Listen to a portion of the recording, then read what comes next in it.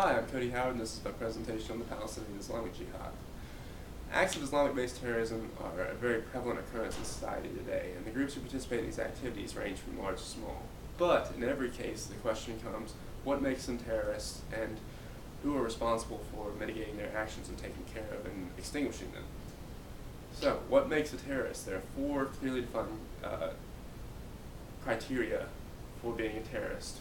First being intolerance, the second being moral absolutes, the third being broad conclusions, and the fourth being new language and conspiratorial beliefs. Intolerance means that the group itself is intolerant of anyone in opposition to their ideas, and if you're in opposition, then you're inherently an enemy. Moral absolutes means that the distinction between good and evil is very, very, very, very clear. Okay? There is no gray area whatsoever, followed by broad conclusions, which their goals are very simply stated. It's a broad conclusion that Israel is an evil entity to the PIJ and that they must be destroyed, and therefore there's no real room for question. Okay, and the new language and conspiratorial beliefs is how they get their message out through like propaganda and things like that, such as selling suicide bombing as martyrdom instead of suicide bombing. Okay. However, the PIJ is a small group based out of Damascus, Syria. They have engaged in numerous suicide bombings and still engage in rocketing Israel. Almost a monthly basis. It runs at about twice a month. Okay, they are a pinnacle of terrorist Islamic groups. They themselves are a nationalist group based out of with roots in Palestine. Their goal is to, one, destroy Israel, and two, create a Palestinian state that is Islamist and possesses the borders that were prior to 1948 and the creation of Israel. So they want what they feel was theirs at one point back. Okay. They came from the they came out of the Egyptian Muslim Brotherhood. They were dissident terrorists who split when the Muslim Brotherhood became nonviolent. And that is how they differ, is that they believe in violent pursuit of their goals, and they also believe in nationalism, which was not something that the Muslim Brotherhood was looking to accomplish. There are some similarities, like they would agree with the rule by the clergy, however, not in a moderate sense. They do not agree with moderate secular societies or anything of the sort. They want an Islamist socialization from the top down. Okay. What made them such a radical group was their founding member who came out of the Brotherhood, Fatih Shukwepe. Excuse my pronunciation.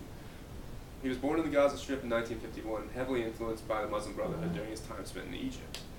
He was inspired by the Islamic Revolution in Iran in 1979, and this is actually how the PIJ came to be, because he was expelled from Egypt when President Anwar Sadat was assassinated by a member of the Egyptian Islamic Jihad, and therefore the PIJ was opened up as a separate branch for Palestine. Okay. His significance is based purely on his radicalism, and he believed that a campaign of terrorist attacks would inspire popular revolt among Palestinians. He's a major advocate of suicide bombing, and he's believed to have orchestrated numerous bombings throughout Israel until he was eventually killed in 1995. Suicide bombing is a common act among terrorist groups. The reason it's so valuable is that it's cheap and it's efficient. Okay, suicide bombing incites fear. It can happen at any place, any time, and therefore is a very, very effective weapon against the masses, and therefore against the government. Okay, they also fire improvised rockets across the border of Gaza into Israel, and they can only travel about 9 miles, the rockets themselves, because they're very cheaply made. However, once again, their effect is very similar to the effect of suicide bombing. They install fear into the people and therefore create a difference for the group. Okay. Who is responsible for stopping the PIJ? Primarily Israel. Why? Because Israel is the only body being attacked by them, because they are their sworn enemy. The United States has been threatened, but has not encroached enough to actually be attacked. Okay. What have they done? Israel has implemented tons of policies. One that stands out was the policy that was put into place in 1948 when Israel was established, that is, the Prevention of Terrorism Ordinance, which basically criminalizes any kind of terrorist activity. If you know a terrorist, you're a criminal and you're getting put in the slammer. Okay. More significant recent development is the wall between Gaza and mainland Israel, which is a 25-foot high concrete structure complete with sniper towers, electrified fences, and all sorts of fun things in which they used to keep Palestinians out of Israel without being filtered through a security system. Now, while this has slowed suicide bombing and all those kind of horrible terrorist things, it also slows the rate at which Palestinians can access healthcare, their jobs, their school, everything like that, and therefore there's a lot of humanitarian objections to the wall itself. Okay, now, while the PIJ receives a lot of state-based hostility from Israel, they do have some sponsors, and the sponsors are Iran, who provides almost the entirety of their budget, and Syria, who provides them a safe haven. Okay, this means that the PIJ is very, very hard to touch. They may attack from the Gaza Strip or blow up suicide bombers in Israel, but the heart of the organization is extraneous to Israel and an international body that they cannot physically touch. It would mean a ground war with Syria or Iran for them to stop them from funding or harboring these terrorists, which is a very, very sticky thing. So the ultimate question is, what can they do, or what will the solution be to groups like the PIJ, which is going to be purely political, and here's why.